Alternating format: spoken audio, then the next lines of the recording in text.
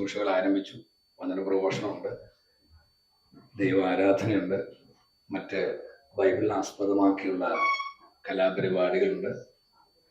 24 ദിവസങ്ങളിൽ മറ്റ് പല ഭാഷകൾ, നമ്മുടെ കേരളത്തിൽ, ഇന്ത്യയിലുള്ള പ്രത്യേകിച്ചുള്ള എല്ലാ ഭാഷകളിലും തത്സമയ ശുശ്രൂഷകളുണ്ട്, വചന പ്രഘോഷണവും ദൈവാരാധനയല്ല.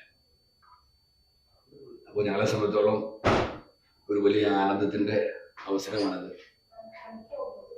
നമ്മൾ വിശ്വസിക്കുന്ന ദൈവത്തോടൊത്ത് ജീവിക്കുന്ന ഒരു നല്ല ദിനങ്ങളെ, നന്മയുടെ ദിനങ്ങളെ അതിൻ്റെ ഒരു മുന്നാസ്വാദനമായി, ഒരുക്കമായി എല്ലാവരെയും സ്നേഹിക്കുന്ന, അല്ലെങ്കിൽ സ്നേഹത്തിൽ പരസ്പരം ഒന്നായി ജീവിക്കുന്ന ഒരു നല്ല നാളുകളുടെ ഒരു ഒരുക്കം കൂടിയാണ് ഈ കൂടാരത്തിൽ. ഇപ്പൊ ദേശത്താണെങ്കിലും ഒരു വലിയ ആനന്ദത്തിന്റെയും ആഘോഷത്തിന്റെയും ഒക്കെ ഒരു പ്രതീതിയുണ്ട്. എല്ലാവരും വലിയ സന്തോഷത്തിലും സ്നേഹത്തിലും മുന്നോട്ട് പോകാൻ വേണ്ടിയുള്ള ശ്രമവും ഒരുക്കവും. മറ്റ് സഭകളൊന്നും വ്യത്യാസമായിട്ട് നിങ്ങളുടെ പ്രത്യേകത എന്താ? പള്ളിയിലെ കുർബാന എല്ലാം വ്യത്യാസം എന്ന് പറയുന്നത്, മറ്റെല്ലാ സഭകളും, ക്രിസ്തീയ സഭകൾ യേശുക്രിസ്തുവിൽ വിശ്വസിക്കുന്നവരാണ്. യേശുക്രിസ്തു വീണ്ടും വരും എന്ന് വിശ്വസിക്കുന്നവരാണ്. എന്നാൽ എംബ്രോ ഇമ്മാനുവൽ സഭയുടെ വിശ്വാസം ആ യേശുക്രിസ്തു ശരീരം ധരിച്ച് വീണ്ടും വന്നു കഴിഞ്ഞു, അവൻ ഈ ഭൂമിയിലുണ്ട് എന്ന് വിശ്വസിക്കുന്നു. അതാണ് ഏറ്റവും വലിയ വ്യത്യാസം.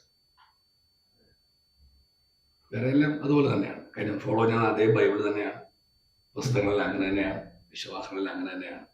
ഈ ഒരു വിശ്വാസത്തിൽ ആധാരമാക്കിയുള്ള ഒരുക്കവും കാത്തിരിപ്പും, യേശുക്രിസ്തുവിനെ വീണ്ടും വരുമ്പോൾ സ്വീകരിക്കാൻ കാത്തിരിക്കുന്നവരാണ് ക്രിസ്തീയ വിശ്വാസി.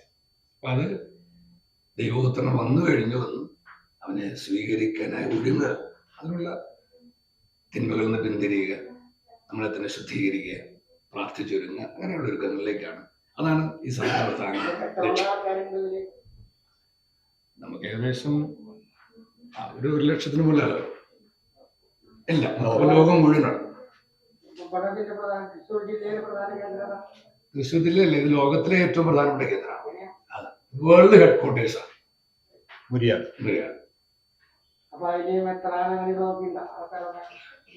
നമ്മുടേത് ഒരു ചർച്ച് കൗൺസിലാണ് കാര്യങ്ങൾ നിർവഹിക്കുന്നത്. പിന്നെ ശുശ്രൂഷയ്ക്ക് വേണ്ടി പുരോഹിതരുണ്ട്, ഒരു 10-20ഓളം വരുന്ന പുരോഹിതരുണ്ട്. ബാക്കി എല്ലാ കാര്യങ്ങളെല്ലാം തന്നെ സാധാരണ സഭകളിൽ നടക്കുന്ന പോലെയുള്ള കാര്യങ്ങളൊക്കെ തന്നെ. എല്ലാം ഏതാ ഉണ്ട്. അതാണ് പ്രധാനമായ കാര്യം. സുവിശേഷ പ്രഘോഷണമാണ് പ്രധാനമായ.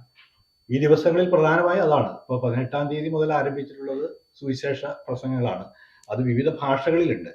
ലോകത്തിന്റെ നാനാഭാഗത്ത് നിന്ന് വരുന്ന ആളുകളായതുകൊണ്ട് വിവിധ സെക്ഷനുകളായിട്ടാണ് അത് ക്രമീകരിച്ചിട്ടുള്ളത്. അത് 28-ാം തീയതി വരെ അത് നീണ്ടു നിൽക്കും. അതാണ് ഇതിന്റെ പ്രത്യേകത. ഞങ്ങളെ സംബന്ധിച്ച് കൂടാര തിരുനാൾ എന്ന് പറയുന്നത് യഥാർത്ഥത്തിൽ ആ വാക്കിന്റെ അർത്ഥം പൂർണ്ണമാകുന്നത് അങ്ങനെയാണ്. ഇതന്നെ അവിടെ അറിയാതെ ഒരു അണ്ടർ ഡെവലപ്ഡ് ആയിട്ടുള്ള ഒരു ഗ്രാമമാണ്, ലോഡ്ജുകളും മറ്റു കാര്യങ്ങളൊന്നുമില്ല. അപ്പോൾ മുരിയാട്, ആളൂർ, ഇരിങ്ങാലക്കുട മുനിസിപ്പാലിറ്റിയിൽ വരുന്ന ഞങ്ങളുടെ വിശ്വാസികളുടെ ഭവനത്തെ ഇതിനു വേണ്ടി ഒരുക്കിയിരിക്കുകയാണ്. അപ്പോൾ വരുന്ന കുടുംബങ്ങളെ ആ വീടുകളിൽ സ്വീകരിക്കും. അവർ ഈ ദിവസങ്ങളിൽ ഒരുമിച്ചായിരിക്കും, ഒരു 2 ആഴ്ചത്തോളം.